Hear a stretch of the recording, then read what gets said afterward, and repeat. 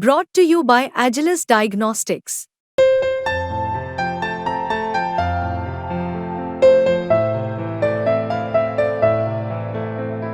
Agilus Diagnostics. नमस्कार दोस्तों, crime तक में आप सबका स्वागत है। मैं हूं सुप्रतिम बैनर्जी। ये कहानी उत्तर प्रदेश के झांसी ज़िले की है और तारीख है 12 जुलाई की। 12 जुलाई की सुबह सुबह झांसी ज़िले में एक गांव है कोटखेरा। इस कोटखेरा गांव में एक नहर के किनारे एक शख्स की लाश पड़ी हुई मिली। जब लोगों की नज़र इस शख्स की लाश पर गई तो जाहिर है लोग घबराए, परेशान हुए। उन्होंने पुलिस को इन्फॉर्म किया। पुलिस की टीम मौके पर पहुंची और लाश को फौरी तौर पर देखकर पुलिस ने अंदाज़ा लगाया कि इस शख्स की हत्या की गई है और हत्या करके लाश यहाँ नहर के किनारे किसी ने फेंक दी है। लेकिन ये मरने वाला आदमी कौन है, किसने इसकी हत्या की, वजह क्या है, ये सारे सवाल अभी, इन सवालों का जवाब मिलना बाकी था। मतलब सवाल अनुत्तरित थे जिनका उत्तर नहीं मिल पाया था। जल्द ही उस आदमी की पहचान साफ हुई और पता चला कि यह आदमी जो है मूल रूप से मध्य प्रदेश के दतिया ज़िले का रहने वाला है और दतिया में एक गांव है बरिया, वहाँ का रहने वाला है और उसका नाम है केशव जाटव। केशव जाटव की उम्र यही कोई 45-46 साल के आसपास थी और उसकी हत्या की गई थी। पहचान तो हो गई। अब पुलिस टीम ने दतिया में उसके गांव में घर वालों से संपर्क किया तो पता चला कि केशव का भरा पूरा परिवार है। बुजुर्ग माँ है, एक छोटी सी बेटी है, वाइफ है और भी दूसरे नाते रिश्तेदार हैं। लेकिन केशव की हत्या किसी ने उत्तर प्रदेश के झांसी में क्यों कर दी और केशव झांसी में क्या करने गया था, ये सारे सवालों का जवाब अभी पुलिस को ढूंढना था। तो पुलिस ने घर वालों से पूछताछ शुरू की। घर में तो कोहराम मच गया जब केशव की मौत की खबर पहुंची। सारे लोग रोने लगे और बीवी खासकर जो मतलब केशव की पत्नी थी वो बहुत ज़्यादा दुखी थी। वो बिल्कुल पछाड़े खाकर गिर रही थी, रो रही थी। केशव की माँ, बुज़ुर्ग माँ भी बहुत परेशान थी, वो भी रोई। बेटी का तो कहना ही क्या। तो बहुत गमगीन माहौल था।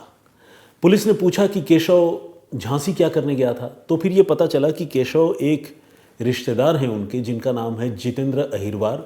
उनकी बेटी की शादी में वहाँ गए थे और केशव एक मैरिज पार्टी अटेंड करने के लिए गया था। लेकिन सवाल यह है कि मैरिज पार्टी अटेंड करने के लिए गया था तो जाहिर सी बात है सब कुछ खुशगवार था, फिर हत्या किसने कर दी, इसका जवाब घर वाले नहीं दे पाए। न तो पत्नी कुछ बता पाई, न माँ कुछ बता पाई और घर के दूसरे नाते रिश्तेदार भी किसी भी दुश्मनी की बात से लगातार इनकार करते रहे। कई घंटे गुजर गए।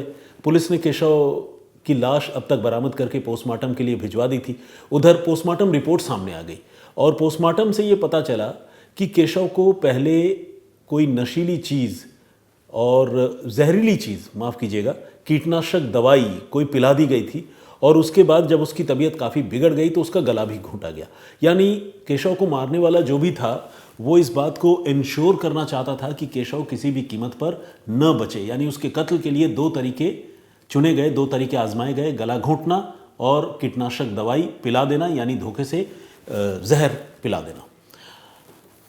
अब पुलिस तो दुश्मनी का पता करने ही लगी क्योंकि केशव का कत्ल यूं ही तो हो नहीं सकता था। घर वाले कोई एंगल भले नहीं बता पा रहे थे, लेकिन पुलिस को कोई लीड, कोई वे आउट इस मामले की जांच में नहीं मिल पा रही थी। कई घंटों का वक्त गुजर गया। इस बीच पुलिस से केशव की माँ ने, बुजुर्ग माँ ने संपर्क साधा और संपर्क साध कर ये कहा कि देखिए, केशव की जो 9 साल की छोटी सी बेटी है वो कुछ कह रही है और वो बात बहुत अजीब है। हमें लगता है कि आपको एक बार केशव की बेटी से बात करनी चाहिए। अब जिस ऑफिसर को इस मामले की जांच की जिम्मेदारी दी गई थी, जब उसे पता चला कि केशव की बेटी कुछ कहना चाहती है, 9 साल की छोटी सी बेटी, तो क्या पता कोई जानकारी मिल जाए कातिल के बारे में। तो पुलिस की एक टीम जो है वो केशव की बुजुर्ग माँ और 9 साल की बेटी, इन दोनों से फिर से पूछताछ करने के लिए उनके घर पहुंची।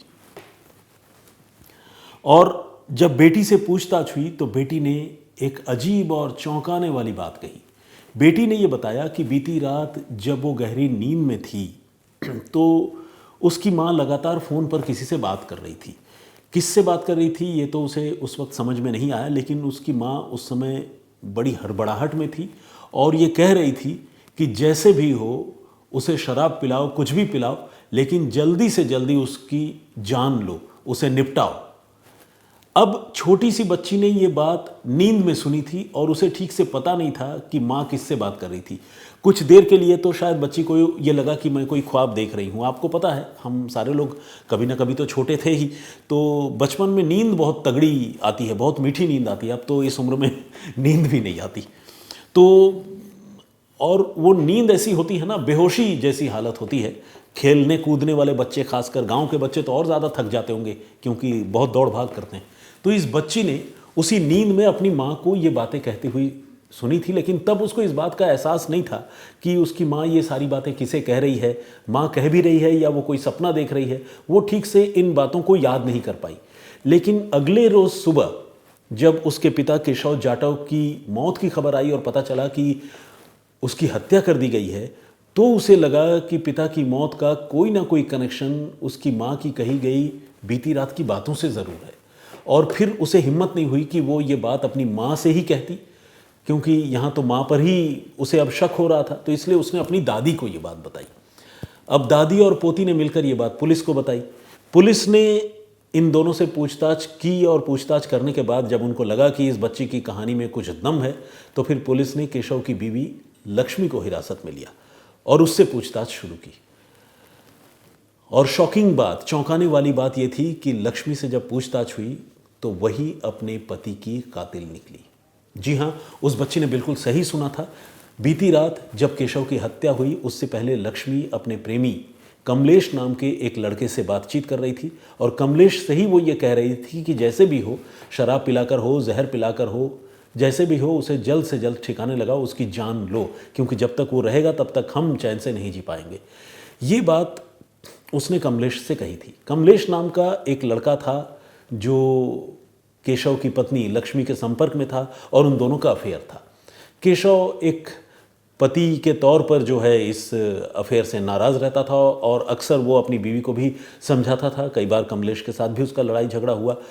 तो फिर लक्ष्मी जो है वो इस रोज़ के चिक से और अपने पति के रहते हुए प्रेमी से मिलने से जो दिक्कत होती थी, उससे वो मुक्ति पाना चाहती थी और वो ये चाहती थी कि केशव उसकी ज़िंदगी से दूर हट जाए और वो कमलेश से कोर्ट मैरिज कर ले। वो कमलेश को कोर्ट मैरिज के लिए उस पर दबाव भी डालती थी। कमलेश इस दबाव में था कि जैसे भी हो उसे लक्ष्मी को अपनाना है। फिर दोनों ने मिलकर केशव के कत्ल की साजिश रची। एक लक्ष्मी का एक रिश्तेदार है जिसका नाम है रवि अहिरवार। रवि अहिरवार जो है वो लक्ष्मी का ममेरा भाई है। इसको भी लक्ष्मी और कमलेश ने अपने इस साजिश में शामिल किया और अहिरवार परिवार में ही किसी एक की शादी थी, जिस शादी का दावत उन्होंने दिलवाया अपने पति को, यानी लक्ष्मी ने अपने पति केशव को दिलवाया। केशव और लक्ष्मी, जैसा कि मैंने आपको बताया, ये सारे लोग मध्य प्रदेश के दतिया में रहते हैं, वहाँ के रहने वाले हैं। और जब दावत मिली तो वो झांसी आए अहिरवार परिवार की शादी में शामिल होने के लिए। तो अकेला केशव ही आया था, क्योंकि साजिश में जब बीवी शामिल थी तो बीवी को तो शादी में जाना ही नहीं था, आपको पता ही है। तो लक्ष्मी नहीं आई, केशव अकेला आया।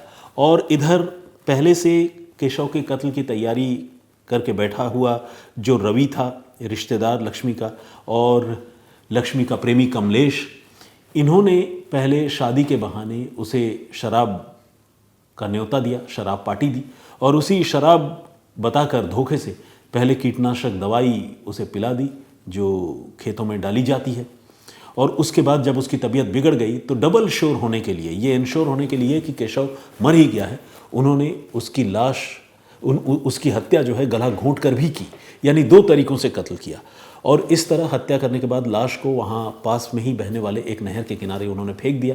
और उन्हें पूरा यकीन था कि यहाँ न तो कोई सीसीटीवी कैमरा है, ना कोई देखने वाला है, रात का वक्त है, जहर खाई, किसी ने गला घोंटा, किसी को क्या पता चलेगा। तो वो ये एज्यूम नहीं कर पाए कि कत्ल का ये राज कभी खुल भी सकता है, और उन्होंने केशव की हत्या कर दी और फिर फरार हो गए, अपने अपने घरों में जाकर सो गए।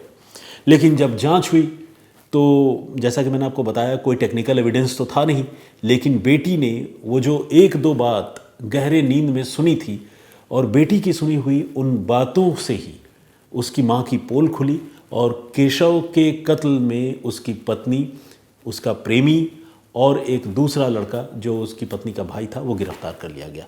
इस तरह से पुलिस ने एक ब्लाइंड मर्डर केस को, जिसमें मरने वाले की पहचान तक पता नहीं थी और वो किसी दूसरे राज्य का रहने वाला था, झांसी पुलिस ने उस मामले को बहुत सक्सेसफुली क्रैक कर लिया। Thanks to that girl, little girl, 9 साल की छोटी सी बच्ची, जिसने कितना दुख झेला होगा जब उसे पता चला कि उसकी माँ ही उसके पिता के कत्ल के लिए जिम्मेदार है। सोचिए, एक तो पिता का प्यार छिन गया, बाप और बेटी का प्यार बहुत गहरा होता है, और दूसरा ये कि माँ जब कातिल है, जब बेटी को ये बात पता चली और पता चल गई तो उस बेटी के दिल पर क्या गुजरी होगी। मतलब उसका दिल 2 बार टूटा होगा और मेरे हिसाब से उसको इस मेंटल ट्रॉमा से रिकवर होने में बहुत वक्त लगेगा। तो खैर, हम तो दुआ कर सकते हैं कि वो बच्ची जो है जल्द से जल्द इस मुसीबत से और ये जो शोक संताप उस पर है उससे वो बाहर निकले। आज के लिए इतना ही। आज कोई कमेंट या किसी हमारे व्यूवर का नाम मैं नहीं पढ़ पा रहा हूँ क्योंकि थोड़ी वक्त की पाबंदी है और कैमरा पर्सन विनोद शिकारपुरी जी लगातार मुझ पर दबाव डाल रहे हैं कि जल्दी करो, क्योंकि शम्स सर जो है वो कुछ रिकॉर्ड करने के लिए जाना चाहते हैं। तो एक अनार 100 बीमार वाली बात है। विनोद शिकारपुरी जी जो है वो हमारी भी मदद करते हैं और शम्स सर की भी मदद करते हैं, बाकी लोगों की भी मदद करते हैं। तो एक विनोद जी कहाँ कहाँ जाए, इसीलिए आज कोई कमेंट नहीं और किसी का नाम नहीं। मुझे मतलब इस चीज़ के लिए क्षमा करेंगे। मैं फिर हाजिर होऊंगा किसी और कहानी, किसी और वाक़ये के साथ। तब तक अपना बहुत ख्याल रखिए, सुरक्षित रहिए। जय हिंद, जय भारत।